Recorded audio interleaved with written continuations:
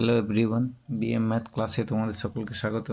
আমার এই নতুন ইউটিউব চ্যানেলের মাধ্যমে আমি পশ্চিমবঙ্গ মধ্যশিক্ষা পর্ষদের নবম ও দশম শ্রেণীর গণিত বই, যেটি নাম হচ্ছে গণিত প্রকাশ, তার প্রত্যেকটি অধ্যায় ভিত্তিক আলোচনা করব এবং গণিত বিষয়ে যাতে তোমরা সুস্পষ্ট ধারণা তৈরি হয় তার চেষ্টা করব। তো চলো শুরু করা যাক। আজকে আমরা নবম শ্রেণীর প্রথম অধ্যায় বাস্তব সংখ্যা নিয়ে আলোচনা করব। বাস্তব সংখ্যার ইংরেজি নাম হলো রিয়েল নাম্বারস। তাহলে বাস্তব সংখ্যা সম্পর্কে জানতে হলে আমাদের প্রথমে বিভিন্ন সংখ্যা সম্পর্কে ধারণা তৈরি করতে হবে। যেমন প্রথমে আমরা জানবো স্বাভাবিক সংখ্যা কোনগুলো। তাহলে স্বাভাবিক সংখ্যা একে গণনার সংখ্যা বলা হয় বা গণনার সংখ্যা, যার ইংরেজি নাম হলো ন্যাচারাল নাম্বারস।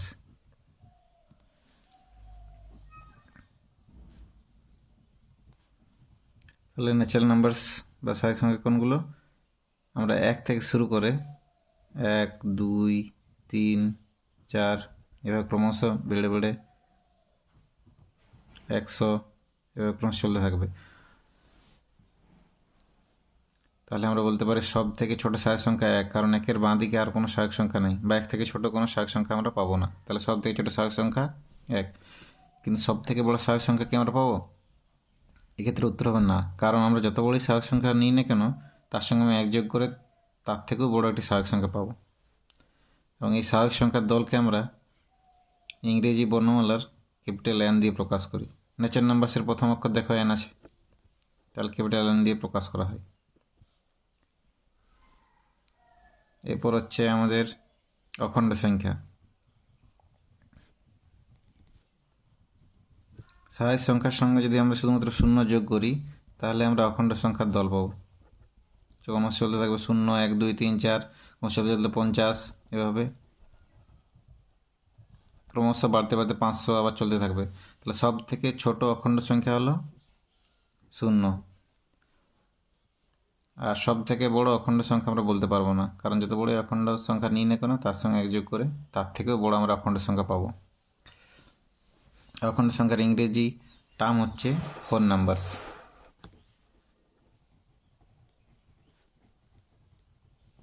এবং এই অখণ্ড সংখ্যার দলকে ইংরেজি মালার ক্যাপিটাল W দিয়ে সূচিত করা হয়।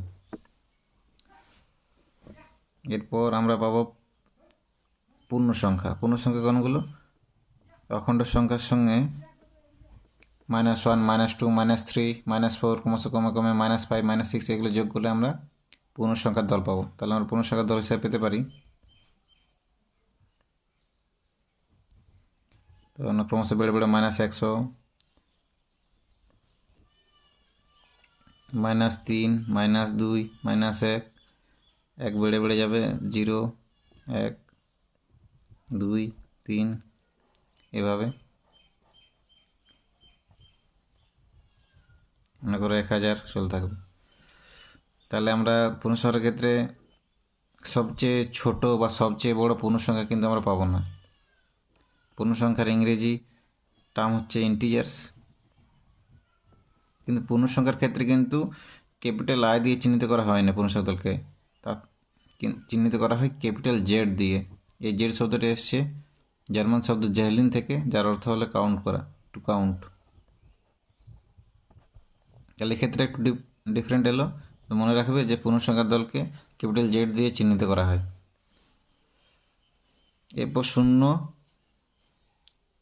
সংখ্যাটি ডান দিকের সংখ্যাগুলোকে বলা হয় ধনাত্মক সংখ্যা, ধনাত্মক পূর্ণ সংখ্যা। তাহলে শূন্য সংখ্যার ডান দিকে আছে, যেমন ধরুন 1, 2, 3, 4, 5, 6, 7 এভাবে ক্রমশ। তাহলে আমরা পেলাম স্বাভাবিক সংখ্যাগুলোকে আমরা ধনাত্মক পূর্ণ সংখ্যা হিসেবে ধরতে পারি। তাহলে এই সংখ্যাগুলো হচ্ছে ধনাত্মক পূর্ণ সংখ্যা। 0, 1, 2, 3, শূন্যটা হবে না, 1, 2, 3, 4, 5 এভাবে ক্রমশ চলতে। আর শূন্যর বাঁ দিকের সংখ্যাগুলোকে বলা হয় ঋণাত্মক পূর্ণ সংখ্যা, না শূন্য থেকে ছোট, -1, -2, -3 এগুলো। শূন্য সংখ্যাটা কিন্তু ধনাত্মক বা ঋণাত্মক কোনোই নেই। শূন্য না ধনাত্মক পূর্ণ সংখ্যা না ঋণাত্মক পূর্ণ সংখ্যা, শূন্যর কোনো চিহ্ন দেওয়া যাবে না।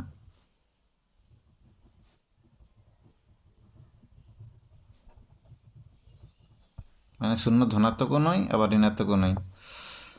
শূন্যর ডান দিকের সংখ্যাগুলোকে বলা হয় ধনাত্মক পূর্ণ সংখ্যা, আর শূন্যর বাঁ দিকের সংখ্যাগুলোকে বলা হয় ঋণাত্মক পূর্ণ সংখ্যা। এরপর আমরা দুটি স্বাভাবিক সংখ্যার যোগফল, বিয়োগফল, গুণফল ও ভাগফল কীভাবে দেখব, একইরকমভাবে অখণ্ড সংখ্যা ও পূর্ণ সংখ্যার ক্ষেত্রে দেখব। প্রথমে স্বাভাবিক সংখ্যার ক্ষেত্রে দেখি।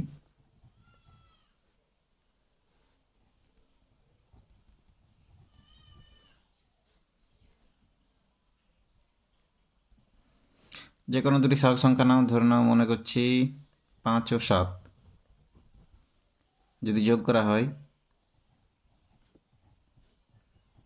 12, একটি স্বাভাবিক সংখ্যা।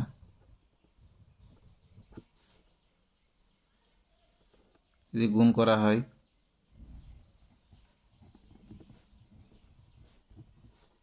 স্বাভাবিক সংখ্যা, তাহলে আমরা এক্ষেত্রে পেলাম যোগফল ও গুণফল স্বাভাবিক সংখ্যা। তোমরা অন্য যে কোনো সংখ্যা জোড়া নিয়ে দেখতে পারো যদি যোগফল ও গুণফল স্বাভাবিক সংখ্যা হবে, তাহলে আমরা বলতে পারি দুটি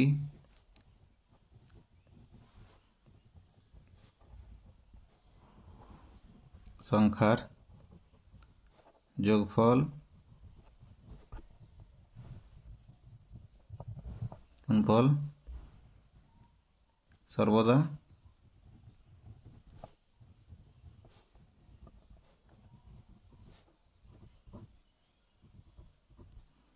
দুটি স্বাভাবিক সংখ্যার যোগফল ও গুণফল সর্বদা স্বাভাবিক সংখ্যা হবে। কিন্তু যদি আমরা বিয়োগ করি তাহলে কি পাবো? 5 থেকে যদি 7 বিয়োগ করি তাহলে বিয়োগফল হবে -2। এটি কিন্তু স্বাভাবিক সংখ্যা নয়। তাহলে দুটি স্বাভাবিক সংখ্যার বিয়োগফল সর্বদা স্বাভাবিক সংখ্যা নাও হতে পারে। এটি একটি পূর্ণ সংখ্যা।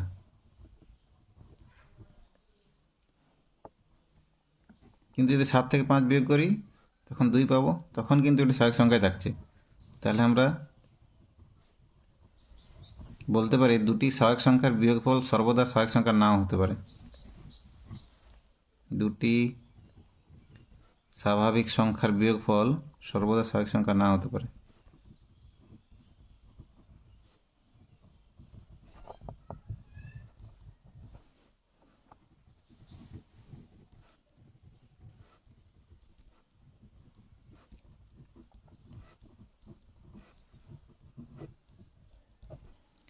এরপর যদি আমি ভাগ করি, দেখো 5কে যদি আমরা 7 দিয়ে ভাগ করি তাহলে আমরা পাবো 5-এর 7। এটি কিন্তু স্বাভাবিক সংখ্যা নয়, এটি একটি ভগ্নাংশ। আবার যদি 7কে 5 দিয়ে ভাগ করি তাহলেও যে সংখ্যাটা পাবো 7-এর 5, সেটিও একটি ভগ্নাংশ। তাহলে আমরা বলতে পারি দুটি স্বাভাবিক সংখ্যার ভাগফল সর্বদা স্বাভাবিক সংখ্যা না হতে পারে। কোনো কোনো ক্ষেত্রে স্বাভাবিক সংখ্যা আসবে, যেমন ধরে নাও মনে করো 4 হচ্ছে একটা স্বাভাবিক সংখ্যা, তাকে যদি আমরা অপর একটি স্বাভাবিক সংখ্যা 2 দিয়ে ভাগ করি তাহলে ভাগফল হবে 2, এটি একটি স্বাভাবিক সংখ্যা। কিন্তু সবসময় যে স্বাভাবিক সংখ্যা হবে এমন কোনো গ্যারেন্টি নেই। তাহলে আমরা বলতে পারি দুটি স্বাভাবিক সংখ্যার ভাগফল সর্বদা স্বাভাবিক সংখ্যা না হতে পারে।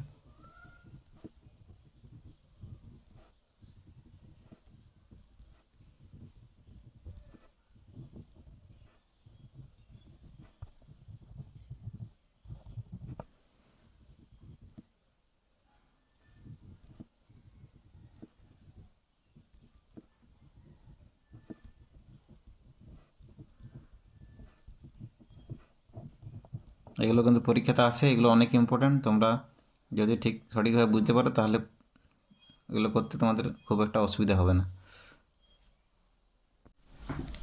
এরপর আমরা দুটি অখণ্ড সংখ্যার ক্ষেত্রে যোগফল, গুণফল, বিয়োগফল ও ভাগফল কী হবে সেটা সম্পর্কে জানব।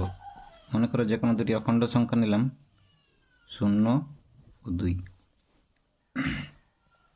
0 ও 2 যদি যোগ করা হয় তাহলে যোগফল পাবো 2, একটি অখণ্ড সংখ্যা।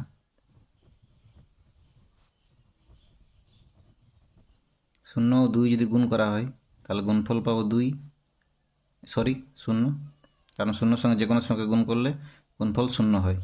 এটিও একটি অখণ্ড সংখ্যা। তোমরা অন্য যে কোনো সংখ্যা জোড়া নিয়ে যোগ ও গুণ করে দেখবে যে যোগফল ও গুণফল অখণ্ড সংখ্যা হবে। তাহলে আমরা বলতে পারি দুটি অখণ্ড সংখ্যার যোগফল ও গুণফল সর্বদা অখণ্ড সংখ্যা হবে।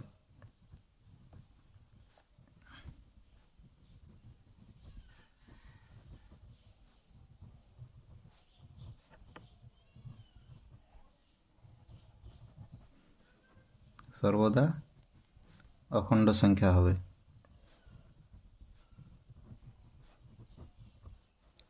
এরপর বিয়োগ ও ভাগের ক্ষেত্রে কী হয় দেখি। মনে করে 0 আর 2 নিয়ে আমরা বিয়োগ ও ভাগ করি। 0 থেকে যদি আমরা 2 বিয়োগ করি তাহলে বিয়োগফল হবে -2। এটি কিন্তু পূর্ণ সংখ্যা, অখণ্ড সংখ্যা নয়। তাহলে এক্ষেত্রে আমরা দুটি অখণ্ড সংখ্যার বিয়োগফল অখণ্ড সংখ্যা পেলাম না, কিন্তু যদি 2 থেকে আমরা 0 বিয়োগ করতাম সেক্ষেত্রে পেতাম 2। এটি কিন্তু একটা অখণ্ড সংখ্যায় থাকতো।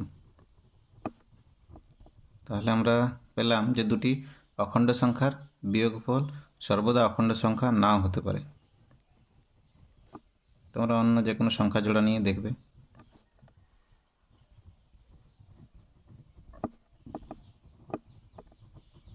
দুটি অখণ্ড সংখ্যার বিয়োগফল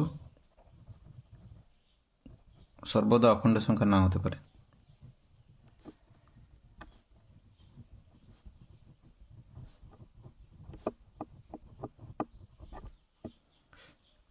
এরপর যদি ভাগ করি, 0কে যদি আমরা 2 দিয়ে ভাগ করি তাহলে ভাগফল হবে 0, একটি অখণ্ড সংখ্যা। কিন্তু 2কে যদি আমরা 0 দিয়ে ভাগ করার চেষ্টা করি এটি অসংজ্ঞাত, কারণ আমরা জানি 0 দিয়ে কোনো সংখ্যাকে ভাগ করা যায় না, ভাগ করতে পারি না আমরা। তাহলে আমরা কি করলাম, দুটি অখণ্ড সংখ্যার ভাগফল সর্বদা অখণ্ড সংখ্যা নাও হতে পারে।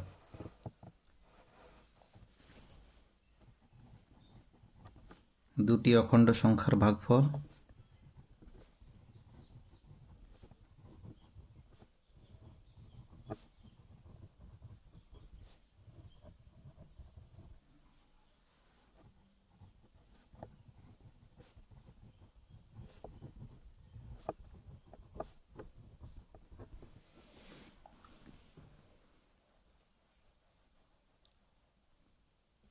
এরপর আমরা পূর্ণ সংখ্যার ক্ষেত্রে দেখব। এক্ষেত্রে আমাদের বইয়ে যে এক্সাম্পলটা দেওয়া আছে সেই সংখ্যা দুটি নিচ্ছি ধরুন পূর্ণ সংখ্যার ক্ষেত্রে। যে কোনো দুটি পূর্ণ সংখ্যা, মনে করো -8 -5 নিলাম। এরপর -8 ও -5 যদি যোগ করি তাহলে দেখো যোগফল আসবে -13। এই যোগের নিয়মগুলো আমরা ক্লাস 6 থেকে শিখেছি, এগুলো নিয়ন্ত্রিত সংখ্যার যোগ বলা হয়। দেখো এখানে 8-এর চিহ্ন আছে মাইনাস, 5-এরও চিহ্ন মাইনাস, তাহলে তো যোগফলের চিহ্ন মাইনাসই হবে। এবং এই যেহেতু চিহ্ন একই আছে তাহলে পরম মানগুলো যোগ করতে হবে। 8 আর 5-এ 13, তাহলে এটি একটি পূর্ণ সংখ্যা। যদি -8 থেকে -5 বিয়োগ করা হয় তাহলে বিয়োগফল আসবে, বিয়োগ নিয়ম অনুসারে আমরা বিয়োগটাকে যদি আমরা চিহ্নটা যদি প্লাস করি তাহলে পরের সংখ্যাটা চিহ্ন পাল্টাতে হয়, তাহলে এটা +5 হয়ে যাবে। এবারে -8 আর +5 যদি যোগ করি তাহলে উত্তর হবে -3। এটি একটি কিন্তু পূর্ণ সংখ্যা। তাহলে এক্ষেত্রে দুটি পূর্ণ সংখ্যার বিয়োগফল পূর্ণ সংখ্যা এলো। -8 ও -5 যদি আমি গুণ করি তাহলে গুণের নিয়ম অনুসারে মাইনাস ও মাইনাস গুণ করলে প্লাস হয়ে যায়, +40। এটিও একটি পূর্ণ সংখ্যা। -8 ও -5 যদি আমি গুণ করি তাহলে উত্তর হবে +40। এটি একটি পূর্ণ সংখ্যা। তাহলে আমরা যে কোনো দুটি পূর্ণ সংখ্যা যোগ বিয়োগ গুণ করে পেলাম, প্রতি ক্ষেত্রেই পূর্ণ সংখ্যা আসছে। তোমরা যে কোনো সংখ্যা জোড়া নিয়ে যোগ বিয়োগ গুণ করে দেখবে সেগুলো পূর্ণ সংখ্যায় থাকবে। তাহলে আমরা বলতে পারি দুটি পূর্ণ সংখ্যার যোগফল বিয়োগফল ও গুণফল সর্বদা পূর্ণ সংখ্যা হবে।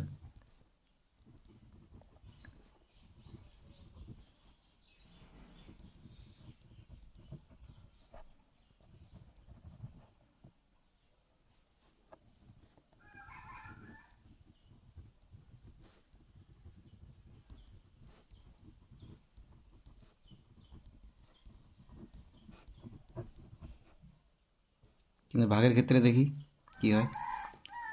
যদি -8কে আমরা -5 দিয়ে মনে করো ভাগ করি, তাহলে ভাগফল হবে -8 এই তো -5 মাইনাস ঋণাত্মক সংখ্যাকে যদি ঋণাত্মক সংখ্যা দিয়ে ভাগ করা হয় তাহলে ভাগফল ধনাত্মক সংখ্যা হয়, ভাগফল হবে 8/5। এটি কিন্তু একটি ভগ্নাংশ, পূর্ণ সংখ্যা নয়। তাহলে আমরা পেলাম দুটি পূর্ণ সংখ্যার ভাগফল সর্বদা পূর্ণ সংখ্যা না হতে পারে।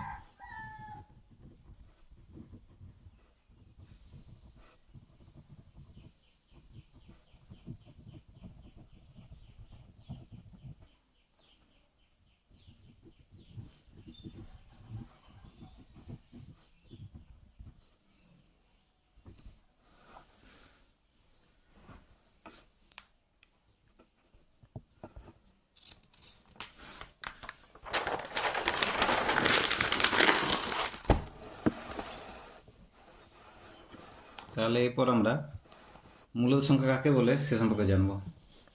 মূলদ সংখ্যা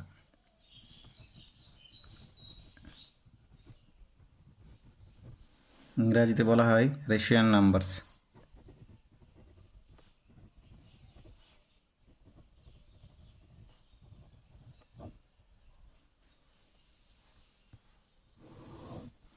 যে সকল সংখ্যাকে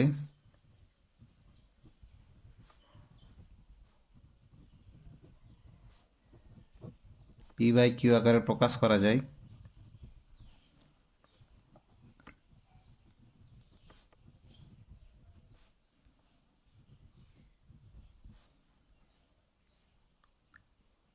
যেখানে p এবং q পূর্ণ সংখ্যা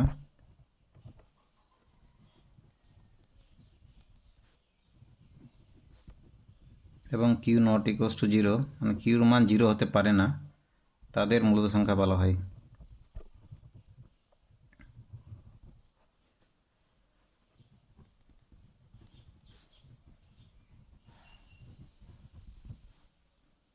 এখানে কিউ 0 হতে পারে না কেন? কারণ আমরা জানি যে 0 দিয়ে কোনো সংখ্যাকে ভাগ করা যায় না।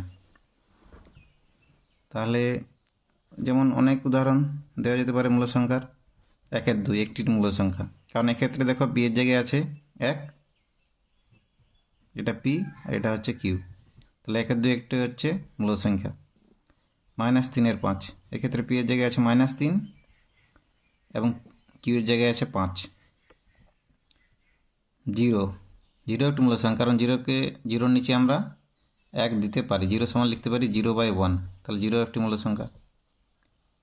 -13 মনে করো, এটি একটি মূল সংখ্যা, কারণ -13কে -13 নিচে আমি 1 দিতে পারি, ইত্যাদি। এভাবে আমরা এগুলো মূল সংখ্যা। তাহলে সহজ কথায় বলতে গেলে বলা যায় ভগ্নাংশ যে সকল সংখ্যাকে আমরা লব ও হর আকারে প্রকাশ করতে পারি সেগুলোই মূলদ সংখ্যা। তাহলে মূলদ সংখ্যা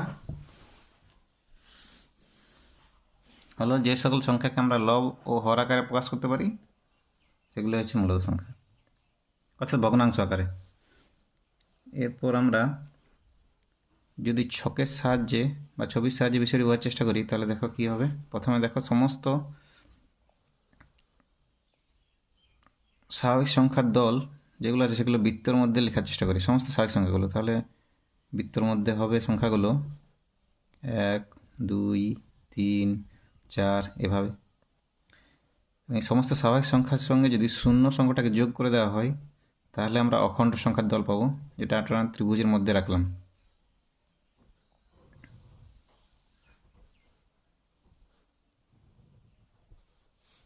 স্বাভাবিক সংখ্যার দলগুলোকে ইংরেজি ক্যাপিটাল এন দিয়ে চিহ্নিত করা হয়।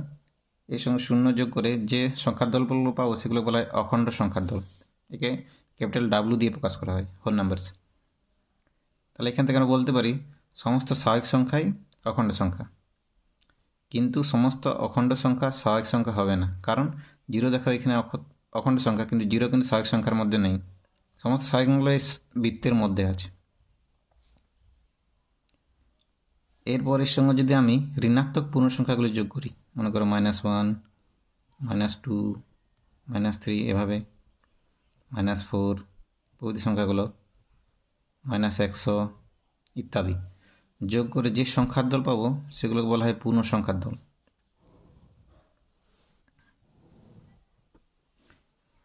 তাহলে আমরা বলতে পারি সমস্ত অখণ্ড সংখ্যাই পূর্ণ সংখ্যা, কারণ দেখো 0 অখণ্ড সংখ্যা পূর্ণ সংখ্যা, 1 অখণ্ড সংখ্যা পূর্ণ সংখ্যা, 2 অখণ্ড সংখ্যা পূর্ণ সংখ্যা।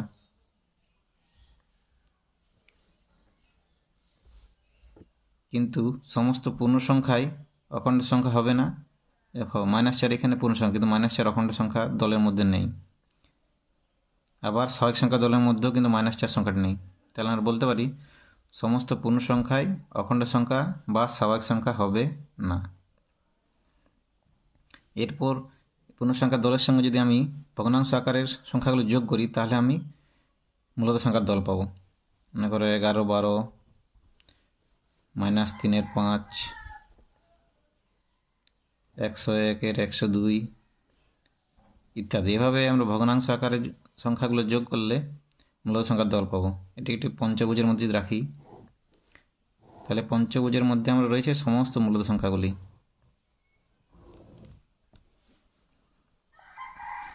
তাহলে আমরা এক্ষেত্রে বলতে পারি সমস্ত স্বাভাবিক সংখ্যাই মূলত সংখ্যা, কারণ দেখো এই পুরো বৃত্তটা কিন্তু এই মূলত সংখ্যার মধ্যে দলের মধ্যে আছে। সমস্ত অখণ্ড সংখ্যাই হবে মূলত সংখ্যা, সমস্ত পূর্ণ সংখ্যা এই চতুর্ভুজটার মধ্যে যতগুলো সংখ্যা রয়েছে সবই কিন্তু এই পঞ্চভুজের মধ্যে আছে, তাহলে সমস্ত পূর্ণ সংখ্যাই হবে মূলত সংখ্যা। কিন্তু বিপরীতগুলো হবে না, যেমন প্রতিটি মূলত সংখ্যায় পূর্ণ সংখ্যা হবে না। দেখো এখানে -3/5 এটি মূলত সংখ্যা, কিন্তু -3/5 কিন্তু এই পূর্ণ সংখ্যার দলের মধ্যে নেই।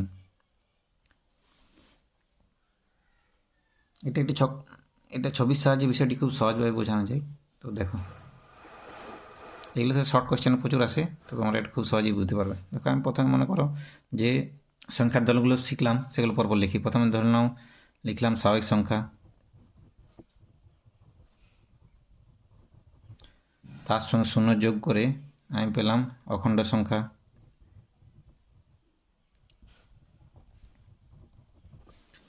তার সঙ্গে ঋণাত্মক পূর্ণ সংখ্যাগুলো যোগ করে পেলাম পূর্ণ সংখ্যার দল, তার সঙ্গে আমি ভগ্নাংশ আকারের সংখ্যাগুলো যোগ করে পেলাম মূলত সংখ্যা। এক্ষেত্রে উপরের সংখ্যাগুলি স্বাভাবিক সংখ্যা সর্বদা প্রতিটি স্বাভাবিক সংখ্যায় অখণ্ড সংখ্যা হবে, কারণ স্বাভাবিক সংখ্যার দলটি পুরোপুরি অখণ্ড সংখ্যার মধ্যে ঢুকে আছে। আবার প্রতিটি অখণ্ড সংখ্যায় পূর্ণ সংখ্যা, কারণ অখণ্ড সংখ্যার দলগুলো পুরোপুরি পূর্ণ সংখ্যার মধ্যে আছে। প্রতিটি পূর্ণ সংখ্যায় আবার মূলত সংখ্যা হবে, কারণ কি আমরা মনে করি n যে কোনো একটি পূর্ণ সংখ্যা ধরে নাও, তাহলে nকে আমরা সর্বদা n/1 আকারে লিখতে পারবো, হরে 1 দিতে পারবো। তাহলে এটা দেখো p/q আকারে হয়ে গেলো, যেখানে p এর মান হচ্ছে n আর q এর মান হচ্ছে 0 নয়। তাহলে প্রতিটি পূর্ণ সংখ্যায় আমরা মূলত সংখ্যা বলতে পারি। তাহলে আমরা এই দেখো এখান থেকে পেয়েছি প্রতিটি স্বাভাবিক সংখ্যা তাহলে অখণ্ড সংখ্যা, প্রতিটি অখণ্ড সংখ্যা পূর্ণ সংখ্যা, প্রতিটি পূর্ণ সংখ্যা মূলত সংখ্যা। এক্ষেত্রে আমি সরাসরি প্রতিটি স্বাভাবিক সংখ্যা পেয়ে যাব পূর্ণ সংখ্যা, কারণ প্রতি স্বাভাবিক সংখ্যার দলটা পুরোপুরি পূর্ণ সংখ্যা দলের মধ্যে আছে। আবার প্রতিটি স্বাভাবিক সংখ্যায় মূলত সংখ্যা হবে, কারণ যে কোনো স্বাভাবিক সংখ্যা যদি n হয় তাহলে nকে আমি n/1 আকারে লিখতে পারবো, তাহলে প্রতিটি স্বাভাবিক সংখ্যায় মূলত সংখ্যা। একইরকমভাবে প্রতিটি অখণ্ড সংখ্যাও মূলত সংখ্যা হবে। যদি n একটি অখণ্ড সংখ্যা হয় তাহলে nকে আমি লিখতে পারবো n/1 আকারে। ঠিক আছে, এইভাবে। তার মানে আমি দেখতে পাচ্ছি উপরের সংখ্যার দলগুলো প্রত্যেকটা নিচের সংখ্যার দলে হবে। প্রতিটি স্বাভাবিক সংখ্যায় অখণ্ড সংখ্যা, প্রতিটি অখণ্ড সংখ্যা পূর্ণ সংখ্যা, প্রতিটি পূর্ণ সংখ্যা মূল সংখ্যা। আর প্রতিটি স্বাভাবিক সংখ্যা তখন পূর্ণ সংখ্যা হবে, প্রতিটি স্বাভাবিক সংখ্যা আবার মূল সংখ্যা হবে। একইরকমভাবে প্রতিটি অখণ্ড সংখ্যা মূল সংখ্যা হবে।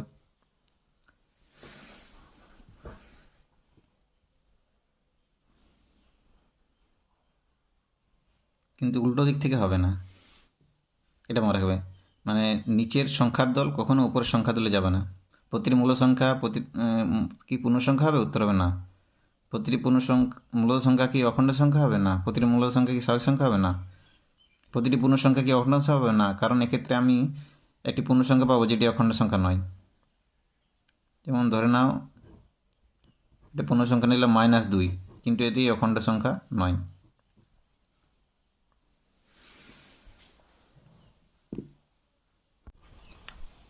এরপর আমরা সংখ্যা রাখায় বিভিন্ন সংখ্যাগুলি স্থাপন করার চেষ্টা করব, স্বাভাবিক সংখ্যা, অখণ্ড সংখ্যা, মূলদ সংখ্যা, পূর্ণ সংখ্যা ইত্যাদি। তাহলে প্রথমে এটা সরেখা টানলাম, সরেখার উপর যে কোনো একটা বিন্দু ও বিন্দুতে মূল বিন্দু অর্থাৎ 0 নিলাম।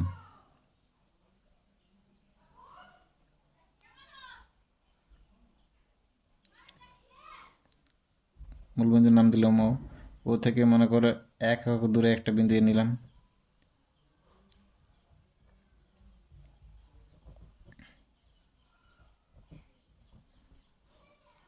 তাহলে আবার সমান দূরত্বে একটা বিন্দু পাবো, এ থেকে আবার 1 একক দূরত্বে একটা বিন্দু পাবো, মনে করো বি, তাহলে ওটা হলো 2।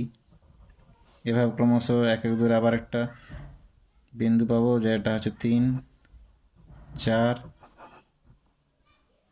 5, এভাবে ক্রমশ চলতে থাকবে। আর 0 থেকে 1 একক দূরে বাঁ দিকে আরেকটি বিন্দু নিলাম, যেটা হবে -1। আবার 1 একক বাঁ দিকে যদি যায় তাহলে পাবো -2। এভাবে 1 একক বাঁ দিকে গেলে -3। তোমরা পেন্সিল ও স্কেলের সাহায্যে করতে পারো, বা এমনি সরেখা টেনে, স্কেলের সাহায্যে সরেখা টেনে আন্দাজে মানগুলো বসাতে পারো, যাতে করে দূরত্বগুলো মোটামুটি সমান থাকে। কারণ 1 একক দূরত্ব মোটামুটি সমান থাকে। এখান থেকে 1 থেকে 2 এর দূরত্ব যা হবে, 2 থেকে 3 এর দূরত্ব প্রায় যেমন সমান সমান হয়। খুব বেশি কম বা বেশি যদি দূরত্ব হয়ে যায় তাহলে জিনিসটা দেখতে একটু বাস্তবসম্মত হবে না। তাহলে আমরা স্বাভাবিক সংখ্যা কোনগুলো পেলাম, 1 থেকে শুরু করে ডান দিকে যত সমস্তগুলো আছে, সংখ্যাগুলো আছে, অর্থাৎ 1 থেকে বড় 2, 3, 4, 5, এই সংখ্যাগুলোকে আমরা বলি স্বাভাবিক সংখ্যা। তাহলে সব থেকে ছোট স্বাভাবিক সংখ্যা হলো 1, কিন্তু সব থেকে বড় স্বাভাবিক সংখ্যা পাবো না। এর সঙ্গে যদি আমি 0 যোগ করি, স্বাভাবিক সংখ্যাগুলোর সঙ্গে 0কে যোগ করে নিই, তাহলে আমরা পাবো অখণ্ড সংখ্যার দল। তাহলে 0 থেকে শুরু করে সমস্ত সংখ্যাগুলি হলো অখণ্ড সংখ্যা। অর্থাৎ আমরা স্পষ্টত এখান থেকে বলতে পারি প্রত্যেকটা স্বাভাবিক সংখ্যাই অখণ্ড সংখ্যা, কারণ প্রত্যেকটি স্বাভাবিক সংখ্যা দেখো অখণ্ড সংখ্যার মধ্যে আছে। কিন্তু প্রতিটি অখণ্ড সংখ্যা স্বাভাবিক সংখ্যা নয়, কারণ দেখো 0 একটি অখণ্ড সংখ্যা, কিন্তু 0 স্বাভাবিক সংখ্যা নয়। ঠিক আছে, এরপর 0-র বাঁ দিকে যে ঋণাত্মক পূর্ণ সংখ্যাগুলো আছে, সেগুলো সমস্তগুলো নিলে আমরা পাবো পূর্ণ সংখ্যা। সবচেয়ে ছোট পূর্ণ সংখ্যা বা সবচেয়ে বড় পূর্ণ সংখ্যা আমরা পাবো না। তাহলে আমরা বলতে পারি প্রতিটি অখণ্ড সংখ্যায় পূর্ণ সংখ্যা, কারণ দেখো পূর্ণ সংখ্যার মধ্যে প্রতিটি অখণ্ড সংখ্যা রয়েছে 0, 1, 2, 3, 4, 5, কিন্তু প্রতিটি পূর্ণ সংখ্যায় অখণ্ড সংখ্যা নয়, কারণ দেখো এক্ষেত্রে -3 একটি পূর্ণ সংখ্যা, কিন্তু -3 অখণ্ড সংখ্যা নয়।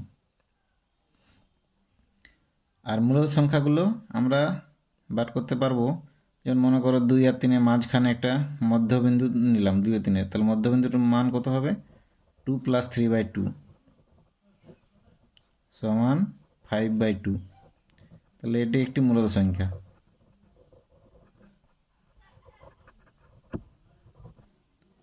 একইরকমভাবে 2 আর 5 এর 2 এর মাঝখানে যদি একটা মধ্যবর্তী স্থানে যদি একটা মূলদ সংখ্যা বার করতে চাই, তাহলে মনে করো মাঝের বিন্দুটি নিলাম, তাহলে 2 + 5-এর 2কে আবার 2 দিয়ে ভাগ করে আরেকটি মূলদ সংখ্যা পাবো। এভাবে ক্রমশ আমরা মূলদ সংখ্যা পেতেই থাকবো। তাহলে আমরা বলতে পারি, মনে করো 2 ও 3 আমরা জানি মূলদ সংখ্যা, তাহলে 2 ও 3 এর মাঝখানে আমরা এরকমভাবে অসংখ্য মূলদ সংখ্যা পেতে পাবো। তাহলে বলতে পারি দুটি মূলদ সংখ্যার মাঝখানে মূলদ সংখ্যা আছে অসংখ্য।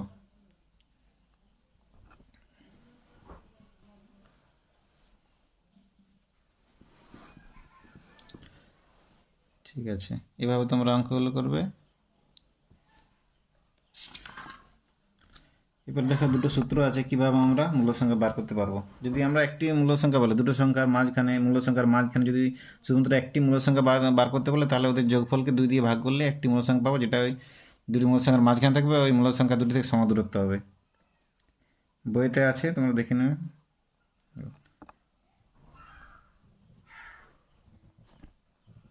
মনে করি x ও y দুটি মূলদ সংখ্যা।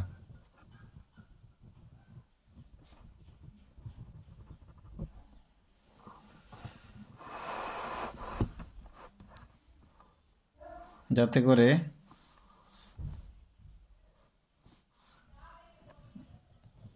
যেখানে x লেস দেন y,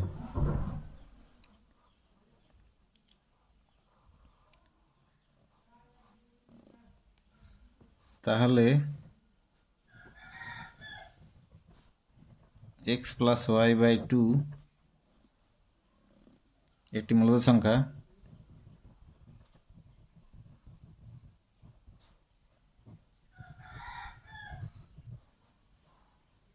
তো সংখ্যা রাখায়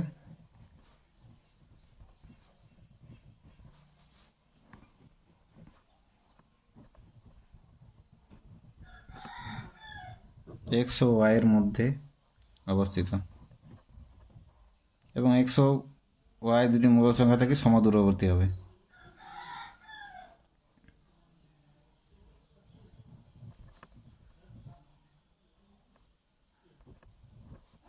যদি ছবির সাহায্যে বোঝার চেষ্টা করি, মনে করো সংখ্যা রাখায় এটা 0 মূলবিন্দু নিলাম, এখানে মনে করো x মূল সংখ্যাটা রয়েছে, এখানে রয়েছে y মূল সংখ্যা। যেহেতু x লেস দেন y, তাহলে y মূল সংখ্যাটি x মূল সংখ্যার ডান দিকে থাকবে। এবারে x ও y এর মধ্যবর্তী, ঠিক মধ্যবর্তী স্থানে মাঝখানে x ও y এর মাঝখানে একটি বিন্দু পাবো, যেটা মান হচ্ছে x প্লাস ওয়াই বাই 2। এটি হচ্ছে x ও y এর মধ্যবর্তী একটি মূল সংখ্যা এবং x থেকে x প্লাস ওয়াই বাই 2 এর যা দূরত্ব, y থেকে x প্লাস ওয়াই বাই 2 এর একই দূরত্ব হবে। তাহলে এটি সূত্রের সাহায্যে আমরা যে কোনো দুটি মূল সংখ্যার মাঝখানে একটি মূল সংখ্যা বার করতে পেরে যাব। এরপর যদি একাধিক মূল সংখ্যা বার করতে বলে, তাহলে সেক্ষেত্রে একটা সূত্র আছে, সূত্রের সাহায্যে তোমরা করতে পারবে। সূত্রটা লিখি, কিন্তু সূত্রের সাহায্য ছাড়া তোমরা অঙ্কগুলো খুব সহজে করতে পারবে, সেটাও আমি করে দেখাবো অন্যভাবে। তাহলে মনে করি x ও y দুটি মূল সংখ্যা,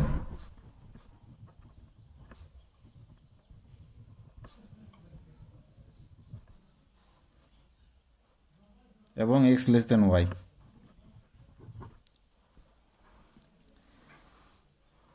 যদি বলা হয় x ও y এর মধ্যে n সংখ্যক মূল সংখ্যা, তাহলে আমরা সেক্ষেত্রে কীভাবে পাবো, বার করতে হবে।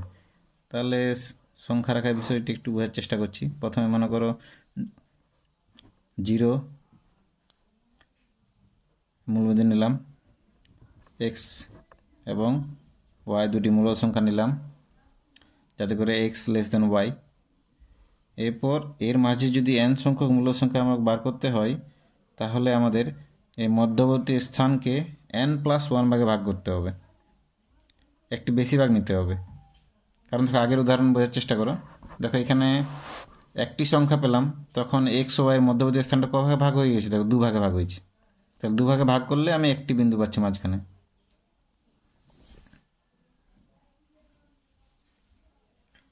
তাহলে মাঝের জায়গাটাকে যদি আমি n প্লাস 1 ভাগে ভাগ করি, তাহলে আমি n সংখ্যক বিন্দু সহজেই বার করতে পারবো।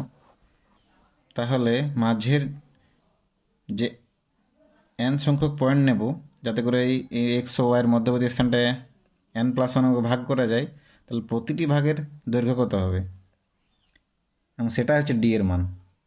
তাহলে d আমরা বার করব, d সমান হবে y minus x by n plus 1।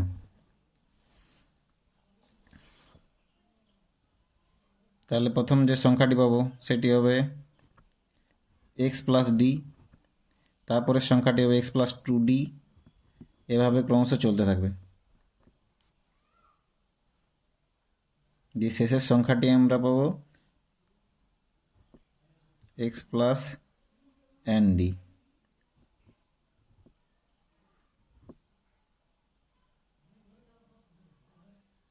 এবং তারপরে পাবো x plus n plus 1d, যেটা হবে y এর সঙ্গে সমান।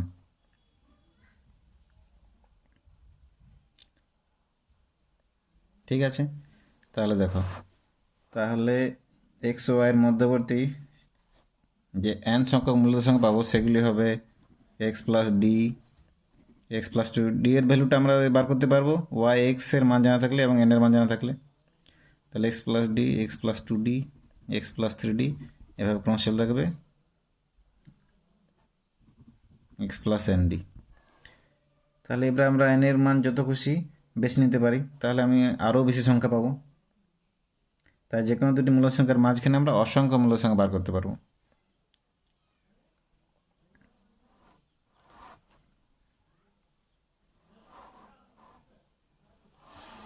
ঠিক আছে, তাহলে এগুলো মোটামুটি খুবই ইম্পর্ট্যান্ট বিষয় যেগুলো আমি তোমার সামনে তুলে ধরলাম। এরপর আমরা কষে দেখির অঙ্কগুলো করব। কষে দেখি 1.1। ঠিক আছে।